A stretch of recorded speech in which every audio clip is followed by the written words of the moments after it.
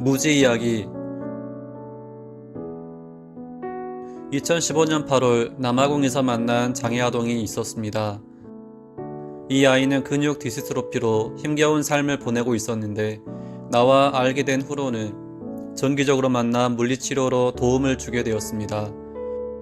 그때마다 어린 동생도 함께 와서 형이 물리치료를 하는 동안 옆에서 나를 도와주었습니다. 그리고 얼마 지나지 않아 그 친구는 안타깝게도 하나님의 부르심을 받아 세상을 떠나게 되었습니다. 많은 도움을 주기도 전에 먼저 세상을 떠난 그 친구를 떠나보내며 이곳에도 가난한 장애 아동들을 위한 치료실이 있었으면 좋겠다는 마음이 생겼고 이를 위해 오랜 기간 기도하게 되었습니다. 시간이 흐르고 마침내 기도의 응답으로 작은 땅을 마련하고 한 장 한 장의 벽돌을 쌓아 장애인들을 위한 엎드림 장애인 센터를 마련하게 되었습니다. 외벽에 엎드림 장애인 센터라는 글자 한자 한자를 그려 넣을 때 지난 시간들 속에 하나님께서 함께 하시고 이 땅의 장애인들을 보며 눈물을 흘리시고 계심을 느끼며 감사함의 뜨거운 눈물이 흘렀습니다. 센터가 완공되고 치료실을 시작한 어느 날 낡은 휠체어를 밀고 낯익은 어머니가 왔습니다. 어머니와 상담을 하며 알게 된 이 아이는 몇 년 전 근육 디스트로피로 고생하며 세상을 떠난 형의 동생 무지였습니다. 충격이었습니다. 무지에겐 형의 장애와 같은 장애가 빠르게 진행하고 있었고 몸이 점점 경직되어 가고 있어 걷지 못한 상태였습니다. 무지의 어머니는 큰아들의 병이 작은 아들에게도 나타난 것이 가난한 상황에서 제때 치료도 받지 못한 것이라 생각하며 눈물을 흘렸습니다. 무지는 몸이 계속 경직되어 있고 근육 움직임의 범위가 계속 좁아져 가고 호흡도 많이 짧아지고 있습니다. 그럼에도 나를 만날 때면 늘 환한 웃음으로 반겨주며 밝은 모습으로 물리치료에 잘 임하고 있습니다. 무지의 형처럼 언젠가 떠나가겠지만 무지의 마지막까지 함께하고 싶은 마음입니다. 엎드림 장애인 센터. 남아공에 세워진 엎드림 장애인 센터는 장애인들에게 복음을 전하고 그들의 자립을 돕기 위해 세워졌습니다.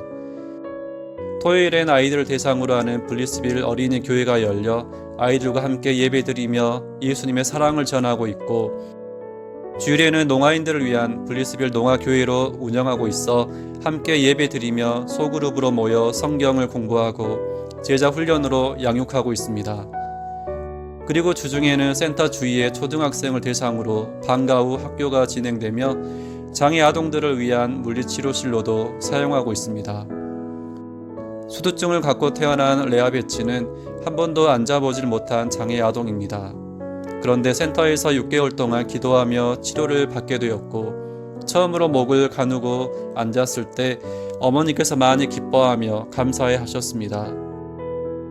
그 외에 몸에 맞지 않은 채 중고 휠체어를 타고 다니는 장애 아동들을 위해서 몸에 맞게 휠체어를 고쳐주고 헤이보니 터치라는 이름으로 장애인들과 함께 비누를 만들어 특수학교와 장애인 가정에도 나누고 있습니다.